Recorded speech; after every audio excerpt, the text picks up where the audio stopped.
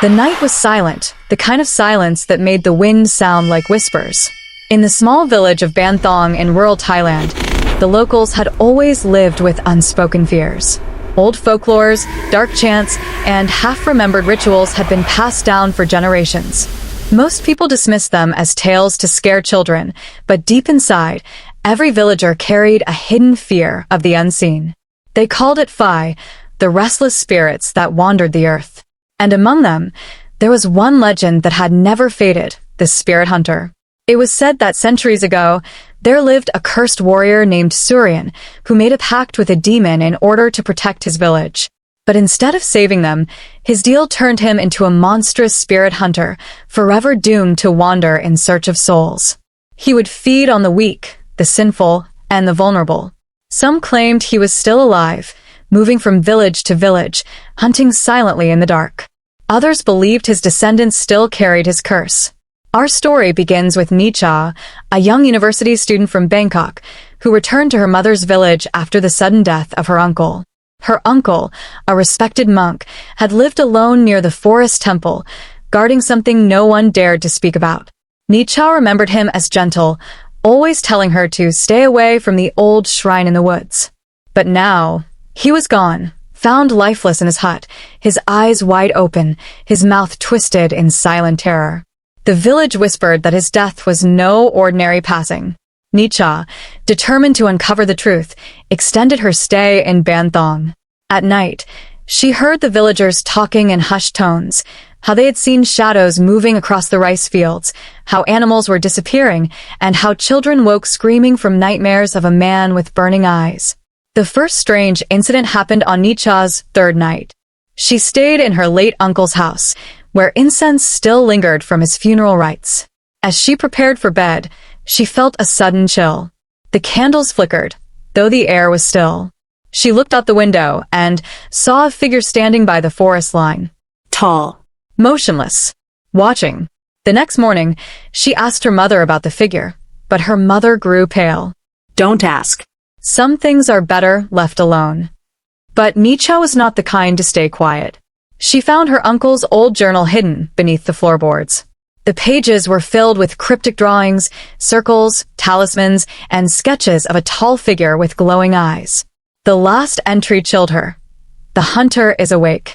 I cannot hold him much longer." That night, Nicha decided to confront her fear. She took a lantern and went into the woods toward the forbidden shrine. The deeper she went, the heavier the air felt, as if unseen eyes followed her every step. Finally, she reached it, a crumbling stone altar, covered in blackened offerings. Strange symbols were carved into the wood, and the smell of decay hung thick in the air. Suddenly, the wind roared. The trees swayed violently. From the shadows emerged a man, or what looked like one. His body was covered in dark, tattered robes, his face hidden beneath a cracked mask, and his eyes glowed faintly red. Nicha froze, her lantern trembling in her hand.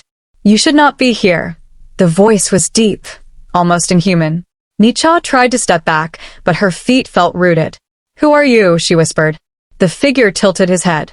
"I am the one your uncle tried to bind. I am the hunger that cannot be sated. I am the hunter."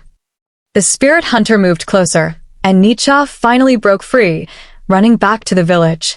But the nightmare had only begun. That night, screams echoed through Ban Thong as villagers were attacked by an unseen force. Doors were ripped open, and people vanished without a trace. When the sun rose, several homes were abandoned, their families gone. The village elder finally revealed the truth. Centuries ago, the spirit hunter had been bound by monks inside the shrine, sealed with blood rituals. But each generation required a guardian monk to strengthen the seal. Nicha's uncle had been the last guardian.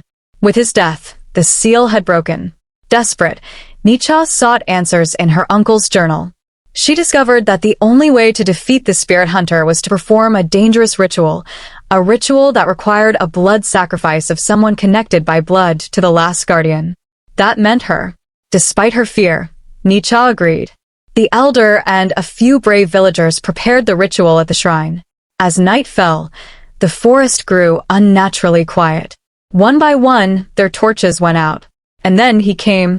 The spirit hunter emerged from the darkness, his steps heavy, his presence suffocating.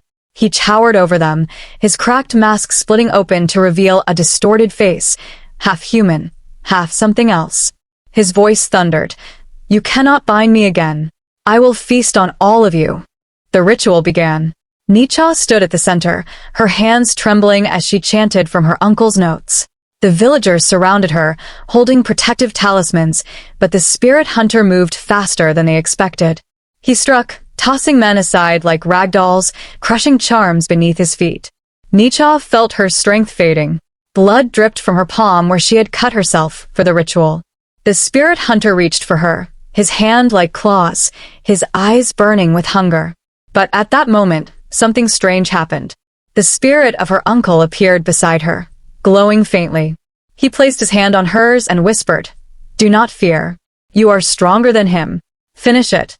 With renewed strength, Nicha recited the final lines. Her blood soaked into the shrine, and the ground trembled. Chains of fire erupted from the earth, wrapping around the spirit hunter. He roared, thrashing violently, his mask shattering into pieces. Beneath it was a face twisted in eternal rage. The ritual circle blazed, and with a final scream, the spirit hunter was pulled into the altar, his form dissolving into smoke and ash. The forest fell silent once more. The villagers fell to their knees, exhausted but alive. Nicha collapsed, her body weak, but she knew it was over. Or so she thought.